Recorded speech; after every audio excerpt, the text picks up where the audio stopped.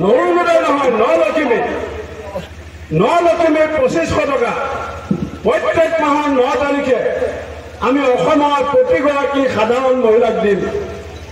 বিজেপিয়ে অৰুণোদয় দিওঁতে চাই জাত পাত ধৰ্ম চাই দিয়ে। আমি লোকসভা নিৰ্বাচনে আজকে ৰংপুৰ আসাম প্ৰদেশ কংগ্ৰেস কমিটিৰ সভাপতি আমি একেদিনাখনে আমি 2500 টকাকৈ প্ৰত্যেক মাহৰ 9 তাৰিখে আমি 9লক্ষ্মী দিবৰ কাৰণে সিদ্ধান্ত লৈছো। আপোনালোকে খবৰ ল'ব, কৰ্ণাটকত কংগ্ৰেছ চৰকাৰ, তেলেংগানাত কংগ্ৰেছ চৰকাৰ, আমি 2500 টকা 9লক্ষ্মী দি আছো।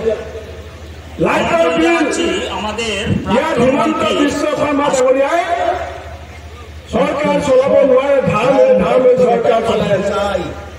আজি অসমীয়াৰ বহাগ বিহু আৰু 4 দিন বাকী আছে।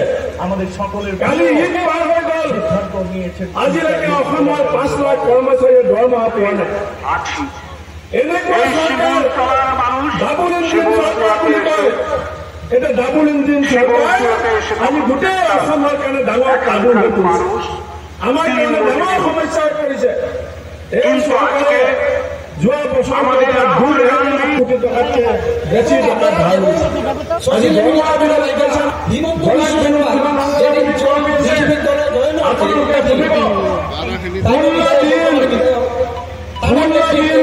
আন্দোলন কৰি এদিন এজন চৰকাৰৰ মন্ত্ৰীয়ে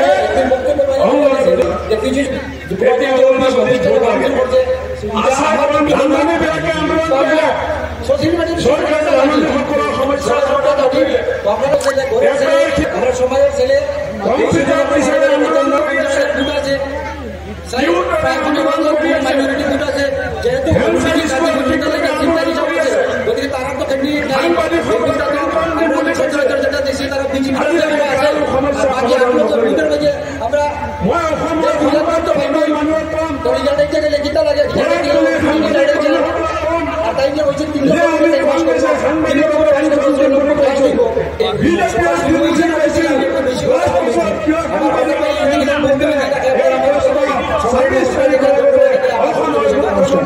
অসমৰ সংবাদ কৰ্মীয়ে সুধিব লাগিব। এই ইলেকশন কেবল আমাদেৰ মধ্যে আমি আমাদেৰ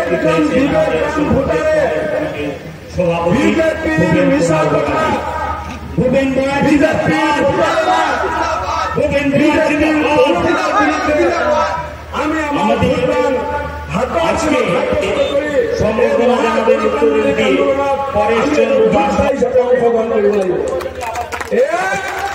দুখীয়া মানুহৰ যুদ্ধ চৰকাৰ ধনী মানুহৰ ঘৰৰ লোৱা নহয়, সাধাৰণ মানুহৰ ঘৰৰ পৰা উঠি অহা ল'ৰা। শিলচৰ চিট আমি চিডুল কাষ্ট বনোৱা নাই, ডিলিমিটেশনত চৰকাৰে চিডুল কাষ্ট বনাইছে। লোকসভা নিৰ্বাচনে আজকে ৰংপুৰ আসাম প্ৰদেশ কংগ্ৰেস কমিটিৰ সভাপতি আমি এজন পিছপৰা জাতিৰ দুখীয়া পৰিয়ালৰ সাধাৰণ যুৱকক এই অঞ্চলৰ ৰাইজক সেৱা কৰিবৰ কাৰণে আপোনালোকৰ আগত আগবাঢ়ি আৰু যিজন প্ৰাৰ্থী পৰিমল শুক্লবৈদ্য ডাঙৰীয়া বিধানসভাত মই একেলগে আছিলো, বৰাকৰ এজন যুৱকে কওক, আমন্ত্রণ জানাচ্ছি আমাদের প্রাক্তন মন্ত্রী একজন, তাহলে আমাদের কংগ্রেস দল দিয়েছে। কিন্তু বর্তমান যে আমরা সংকটময় মুহূর্তে যাচ্ছি, বর্তমান যে রাজ্য সরকার, বর্তমান যে কেন্দ্র সরকার, এই সরকার আমাদের সম্পূর্ণ গণতান্ত্রিক যে অধিকার, আমাদের যে সাংবিধানিক অধিকার, এই গণতান্ত্রিক এবং সাংবিধানিক অধিকার ধ্বংস করার পথে যাচ্ছে। আপনারা লক্ষ্য করেছেন এই গত ডেলিমিটেশন প্রসেসে আমাদের বরাকবেলী থেকে 15টা থেকে 2টা সিট কেটে দিয়েছে। আপনারা লক্ষ্য করেছেন বিভিন্ন জাতি গোষ্ঠীর সাথে যে অন্যায় করেছে। আজকে আমাদের বিশেষ করে চা জনজাতির যে মানুষ, তাদের যে মজুরি, এই মজুরির ব্যাপারে 50 টাকা, আমাদের এখানে চা জনজাতি মানুষ যারা, তাদের মজুরি 228 টাকা। আজকে আপনারা লক্ষ্য করেছেন এই ডিলিমিটেশনের মাধ্যমে কিভাবে মণিপুরী সম্প্রদায়কে লক্ষ্মীপুর কনস্টিটিউন্সি থেকে সোনাই কনস্টিটিউন্সিতে নিয়ে গেছে। সুতরাং প্রত্যেকটা জাতি জনগোষ্ঠীর সাথে যেভাবে এই সরকার অন্যায় অবিচার করছে, আগামী দিনে এটা একটা অশনি সংকেত। এই জন্য